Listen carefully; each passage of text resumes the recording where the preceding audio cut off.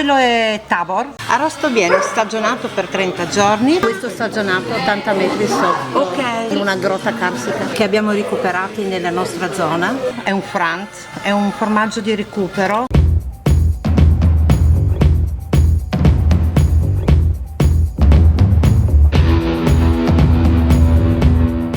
Buongiorno, oggi ultimo giorno di viaggio, siamo di rientro in Italia, ma prima di rientrare vogliamo farvi vedere una cosa particolare, vero amore? Esatto, Ma devo non dirla? No, ve lo diciamo fra un po'. Osteria, meno male perché non sapevo già più cosa dire.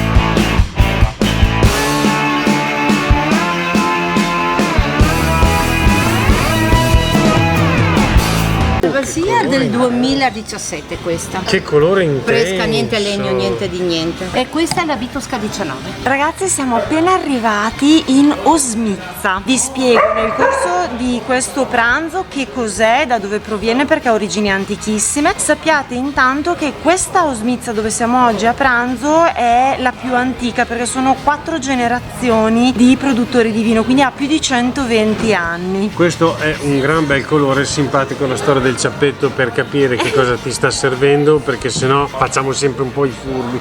Guarda che colore intenso, questo è fermo.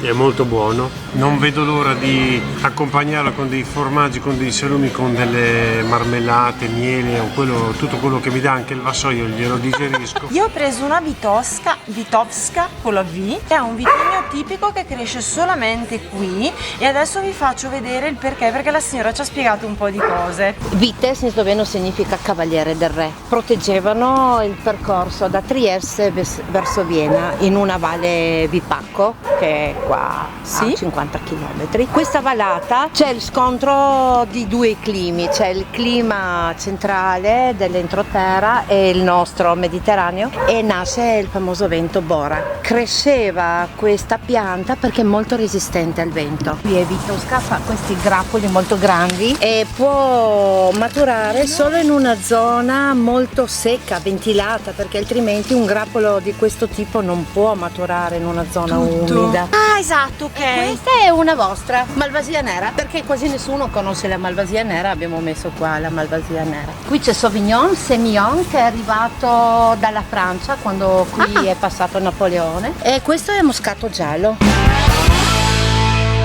Come ti sembra, se ti piace o meno? È molto aromatico, questo lo potete assaggiare solo in queste zone perché non cresce da nessun'altra parte. È beverino, è un po' da aperitivo, ecco, forse, da provare. E insieme a questi abbiamo preso la merenda carciolina con tutte le loro cose tipiche. Arrosto viene stagionato per 30 giorni, poi viene avvolto nel pane e cotto in forno. E poi qua c'hai 3 mesi circa di mucca, di basovizza. Questa è la salsiccia, perché qua da noi non si riesce a fare salame perché abbiamo un clima troppo secco. È vero. E per questa lavorazione è tipo salame, perché ha pepe, sale, aglio e basta. Un po' di vino. Si chiama Luganiga da noi. San Daniele. Quello è Tabor, tipico, 4 mesi di mucca. Fanno un'azienda che ha le mucche al pascolo, vedi il colore. È più giallo, vero? Loro, e anche questo è loro, è un Frant, è un formaggio di recupero molto molto saporito. Guarda che roba. Praticamente le forme che non riescono nella stagionatura, viene il buono macinato, aggiunto il pepe perché è un conservante perfetto, ricompattato e si mangia. Quindi c'è il pepe anche in questo. E parecchio. E le olive, le nostre olivette, queste sono Lecino, perché noi oltre ad essere produttori di vino anche siamo di olio. Il monster ha fame. Partiamo subito facendo così. È buonissimo, leggermente salato. Sembra che ci abbia grattugiato sopra della ricotta salata. Questo qui è prosciutto ed è eccezionale. È una delle poche cose che possono servire leggermente cotte, perché sennò normalmente qua non si possono servire alimenti cotti. Questo è strampalato. Buonissimo.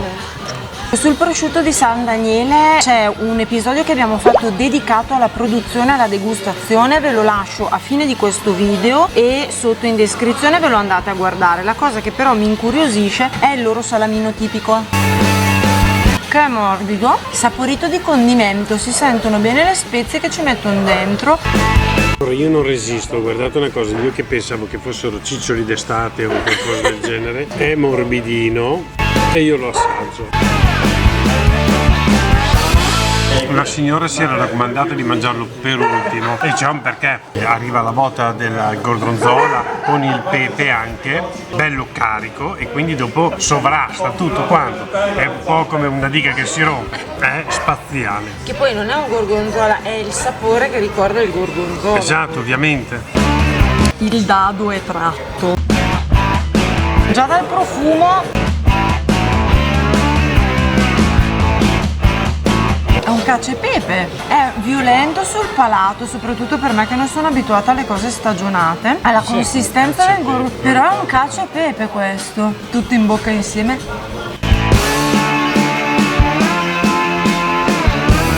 Si sente che è un olio fatto di quelli buoni, non industriali. È saporitissimo ed è anche un po' fruttato, però è bello, tenace di sapore come piace a me.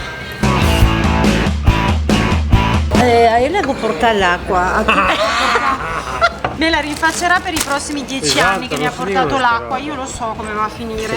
Questo è Malvasia, la maggior parte, poi c'è una parte del Sauvignon, Semillon, e dopo ci sono un 10% tutte vecchie vigne che abbiamo recuperate nella nostra zona, raccolte stesso giorno, macerato per 10 giorni, 2 settimane, quello che occorre, poi passato nel legno, 30% nuovo, 30% vecchio, e questo risultato prova ogni sorso sarà un altro gusto.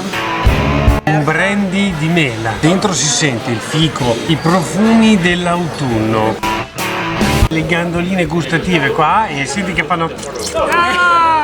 Le osmizze pare fossero già presenti nel 1430 nella zona di Prosecco, sempre qui vicino a Trieste, e i viticoltori ritenevano che non dovessero pagare le tasse sul vino che davano direttamente in azienda, che vendevano direttamente in azienda. Se ne perdono poi un po' le tracce fino al 1784, quando Giuseppe II d'Asburgo emana un decreto per il quale le aziende agricole possono vendere il loro vino sfuso sul territorio. Maria Teresa d'Asburgo arriva poi a dire che questo periodo deve durare circa 8 giorni, infatti osmizza viene tradotto con 8, che è il tempo che veniva dato all'epoca, e in più dice anche che possono essere vendute dall'azienda agricola le ultime eccedenze di produzione. Da qui poi naturalmente si è evoluto il concetto di osmizza fino a quello di oggi, dove aprono circa 3 volte all'anno. Io vi lascio nel link sotto in descrizione il sito direttamente, perché sono tante osmizie che aprono in periodi diversi, così potete vedere cosa è aperto. Jamar, Perché Jama in sloveno significa grotta. Questo stagionato 80 metri sotto, in una grotta carsica. e la confettura è di cachi. Cachi. Allora, il caco non è uno dei miei frutti preferiti, perché mi ricordo una scena che non vi racconterò, con un cavallo, però... Strano accostamento, perché la marmellata così di cacco non l'avevo mai sentita. C'è qualcosa che mi dà il pizzico, ma penso che sia il formaggio. L'abbinamento è spaziale. Ho separato le due cose. Il formaggio separato è un formaggio molto stagionato, quindi dà il pizzico come quello del pecorino stagionato 36 mesi. E invece la marmellata di cachi è un po' come la vecchia confettura da noi, e l'accostamento è molto azzeccata. Allora Boss, com'è questo qui?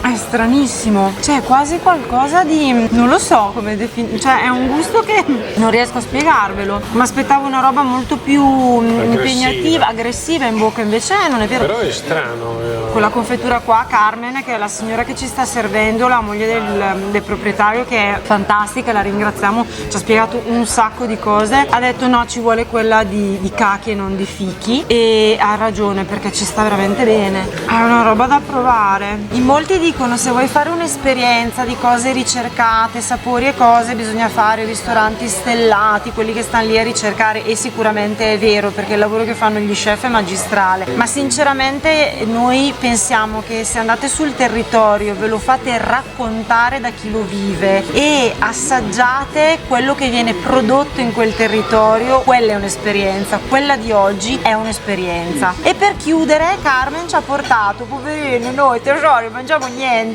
questa è ricotta e miele con sopra non so che abbondanza di cose di frutta secca, direi. È mio! No, e questo qui invece è yogurt, sempre dell'azienda agricola dove avete visto anche i formaggi prima, e sopra c'è la confettura di fichi. Fammelo vedere da sopra, esatto. Ah, ecco perché prima gli avevo chiesto la confettura di fichi. Mamma mia, sta ricotta qua mi viene già da piangere, cioè non lo so io, guardate qua che roba. Cioè, è croccante della frutta secca. La ricotta, che tendo a non spiegarvela perché è una ricotta di latte vaccino che è dire fresca e farle un insulto. Miele mille fiori. Questa è il dolcino del contadino.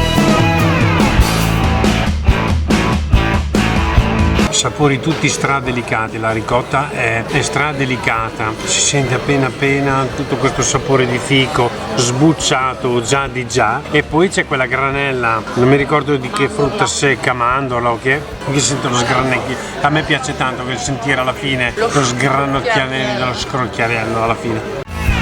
È veramente uno spettacolo, questo secondo me io lo mangerei la mattina subito. Voglio ringraziare Davide Bortolan per la dritta, perché questo era veramente un posto meraviglioso. Lo volevo ringraziare io, Davide.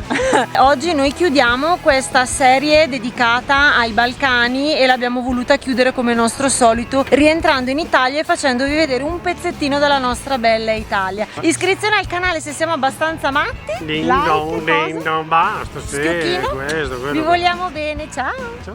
Schioccino.